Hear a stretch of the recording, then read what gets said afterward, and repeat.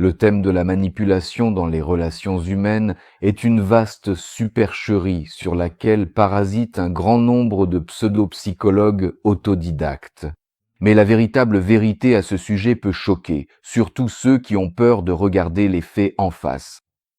Aujourd'hui, on entend partout des lamentations sur la façon dont des manipulateurs sinistres contrôlent des gens innocents, les forçant à faire ce qu'ils ne veulent pas.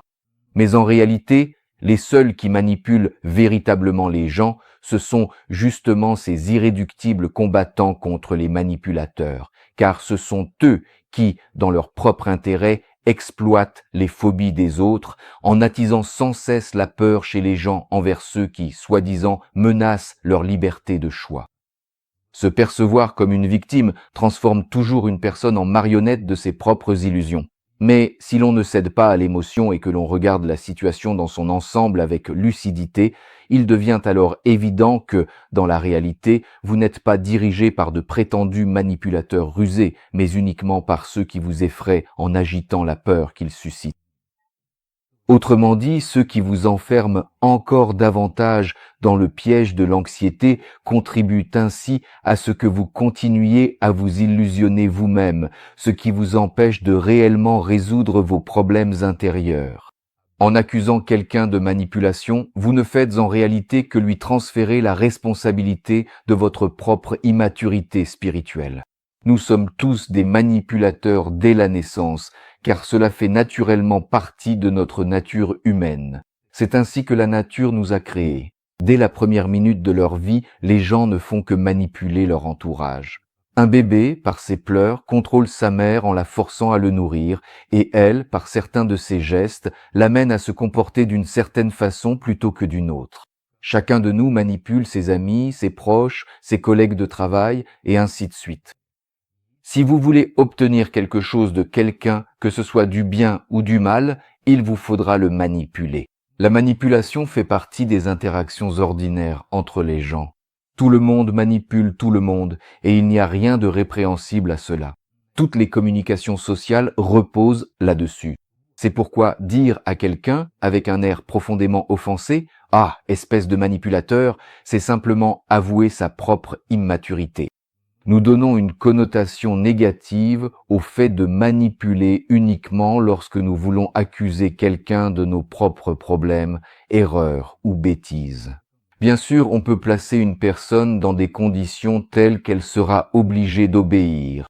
Par exemple, la forcer à faire quelque chose sous la menace de mort. Mais dans ce cas, il ne s'agit plus de manipulation, mais de contrainte et de violence. Instiller la peur des manipulateurs ne profite qu'à ceux qui veulent gagner de l'argent sur la tendance des autres à accuser n'importe qui de leur malheur, sauf eux-mêmes. Et il n'y a rien pour quoi les gens sont autant prêts à payer que pour la confirmation de leurs propres illusions. C'est pourquoi celui qui ne veut pas assumer la responsabilité de ses propres erreurs cherche des manipulateurs mythiques et naturellement les trouve aussitôt. Et des personnes incompétentes le convainquent aussitôt qu'il est le pauvre, devenu la victime de manipulations psychologiques d'autrui, et lui proposent d'apprendre à s'en protéger. Mais en réalité, la seule chose dont une personne doit se débarrasser, c'est de sa propre auto-illusion, de son immaturité spirituelle. Ceux qui considèrent les manipulations comme un mal et en ont peur sont uniquement ceux qui ont l'habitude d'être passifs. Vous pouvez bien sûr objecter. Mais n'existe-t-il pas une chose telle que la manipulation de la conscience collective? En réalité, non, car les technologies politiques ne manipulent pas la conscience collective, mais l'inconscient collectif, c'est-à-dire le refus des gens de réfléchir et d'assumer la responsabilité de leurs actes et, en fin de compte, de leur propre vie. Ceux qui vous effraient en prétendant que de sinistres manipulateurs contrôlent votre vie vous manipulent en réalité encore davantage et vous privent de la possibilité de regarder honnêtement la réalité de votre propre existence. Ils vous habituent à être des personnes infantiles et passives, et à vous complaire de plus en plus dans le rôle de victime. La peur des manipulateurs se vend si bien parce que, pour certaines personnes, c'est un moyen commode de justifier leurs propres échecs. La peur des manipulateurs vous oblige à rester constamment dans un état d'anxiété, à chercher des ennemis là où il n'y en a pas et à voir de mauvaises intentions là où elles n'existent pas. Mais vivre dans une tension permanente, c'est toujours vivre à son propre détriment. N'est-il pas temps de comprendre enfin que cette peur fait de vous des marionnettes de la suspicion excessive et de l'habitude de se mentir à soi-même?